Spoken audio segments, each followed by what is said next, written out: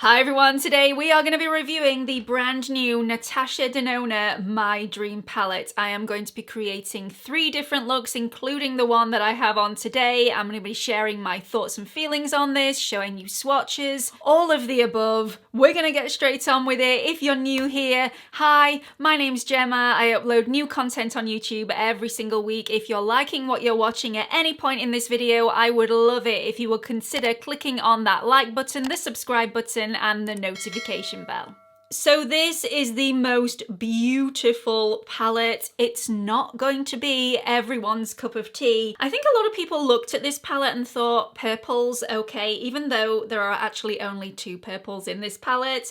Thought I don't need this one because I already have the Natasha Denona retro palette. Well, I also have the Natasha Denona retro palette, so let's have a look at these side by side. So the retro palette is on the left, the My Dream palette is on the right. As you can see, these are completely different. There are far more neutral tones in the My Dream palette than in the retro palette. The retro palette, I would say, is more predominantly cool toned, and cool tone pinks and cool tone purples don't really suit me. They make me look rather dated. That is not going to be the same for absolutely everybody, but that is the reason why I generally don't reach for this palette. In fact, I think it's my least favorite palette that I own. That's quite harsh, isn't it? But it's the truth. So let's just check out the packaging. Again, it is in the signature packaging. It's the signature size. It's really well made. It's chunky. If you drop this, it's not going to fall to pieces. I like the playfulness of the design on the front. And then when you open it, just like all the other Natasha Denona palettes, you've got a really nice chunky mirror there that's a really decent size. If you do decide to take this away with you on holiday, you can easily use this mirror.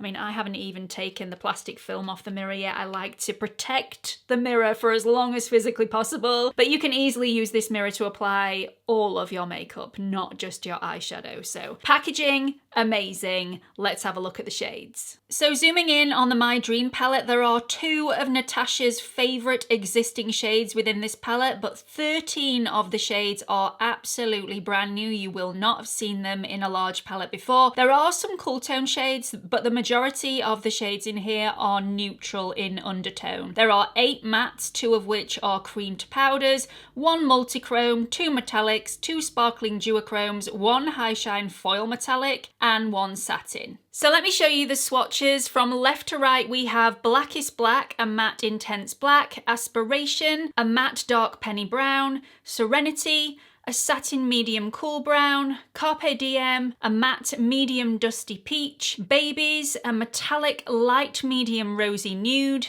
Instinct, a cream powder matte medium fuchsia, Thrill, a sparkling metallic golden nude duochrome with pink shift, Unity, a matte medium light pink nude, Risk, a metallic medium maroon, Invention, a sparkling metallic tangerine duochrome with bronze and gold sparks, Vision, a multi-chrome metallic, shifts of green, pink, nude and gold, Edgy, a cream powder matte, medium dark eggplant, Spontaneous, a metallic light pearl nude, Nurture, a matte medium cool nude, and Familiar, a matte medium caramel brown. So I bought this palette from the Natasha Denona website in the US. I was a little impatient. I couldn't wait for it to be released in the UK, so I did pay more for this. I think it cost me around about £84 in total once I'd paid for the shipping and the added taxes. I am not suggesting that if you are in the UK,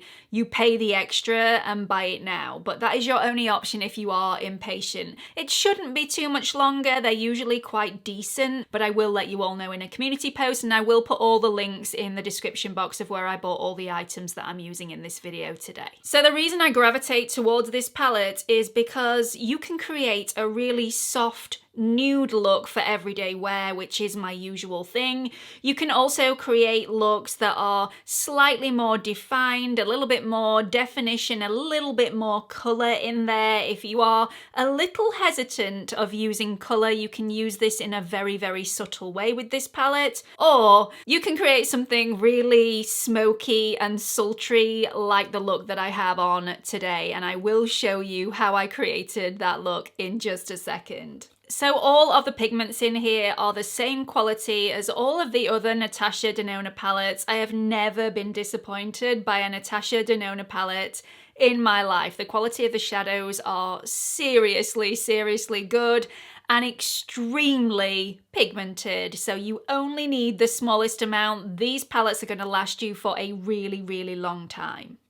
You also don't get a lot of kickback in the pan or a lot of fallout on the face when you're using these shadows. So again, you're not going to waste very much. The matte shadows are silky smooth, really creamy, very, very easy to blend as well as being extremely pigmented, like I've just said. The metallics are also smooth and creamy. They don't flake all over the place. The glitters, absolutely beautiful. They also have a lot of pigment to it, so it's not like it's just going to be a wash of glitter all over the lid. You are going to pack on that glitter and it's going to really make an impact. I love every single one of these shades, including the cream to powder formulas, which aren't usually my favorites.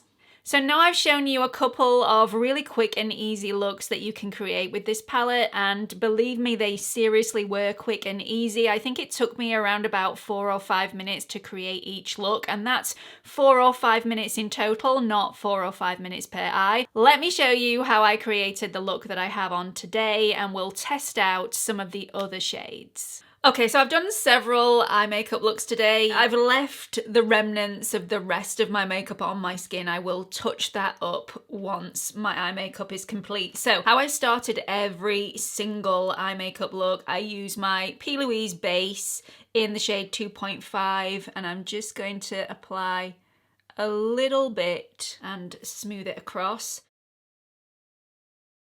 So because the Natasha Denona shadows, not just this palette, but all of the Natasha Denona shadows are really pigmented and really grab to the skin regardless of whether you've got anything tacky underneath, I'm actually going to powder my base down a little bit. Because this is a smoky eye, although I've done this with the previous looks that I created as well, it does not need to stick. You really need to be able to get as much of a blend going as possible. So I'm just going to make it easier for myself and powder that in place so there's nothing damp on the surface of my skin for any of the shadows to grab to. Okay, so first things first, I'm going to take my Refa 27 brush and I'm going to dip into the shade Nurture. This is the most beautiful transition shade. It is lovely. I like to keep my eye open when I'm placing this down as a transition, because I can then get it exactly where I can see it once my eyes open, and then I just push it into that crease at the same time.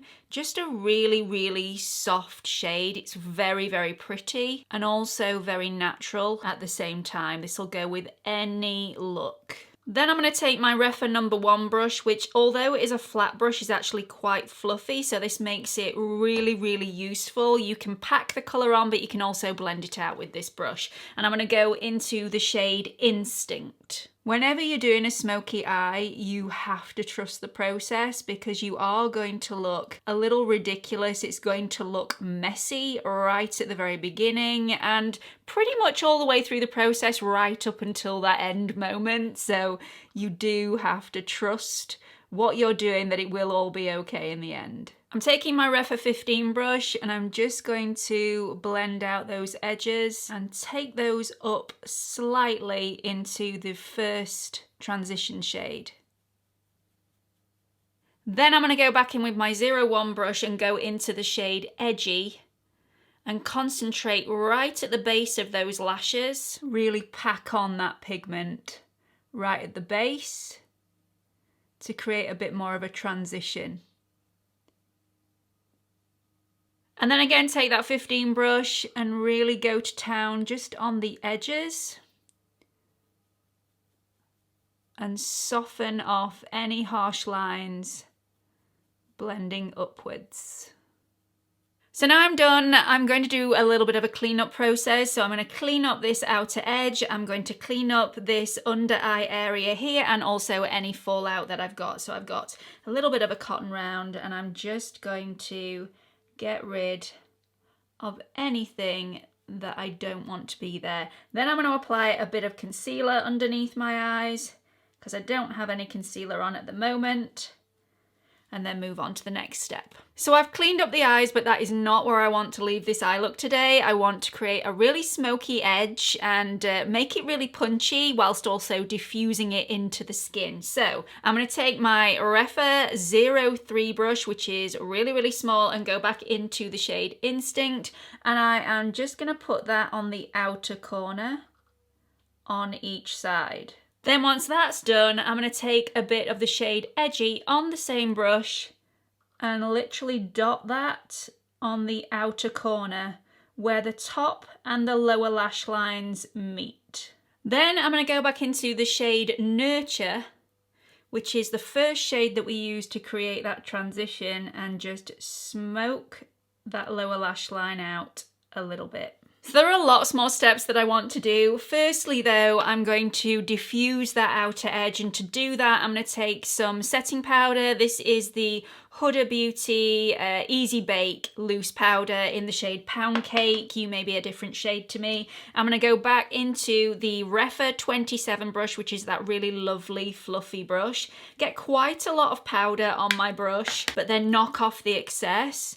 And I'm going to go around that outer edge and just really small circular movements just to diffuse it and to really melt it into the skin, so there are zero harsh edges and it's really smoked out and beautiful.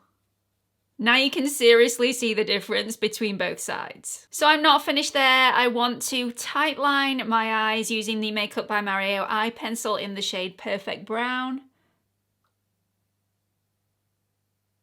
Once I've done that, I'm going to again take my 03 brush, dip into the shade Instinct, just a tiny weeny bit, tap off any excess on the back of my hand, and then just really stipple that into the base of the lashes.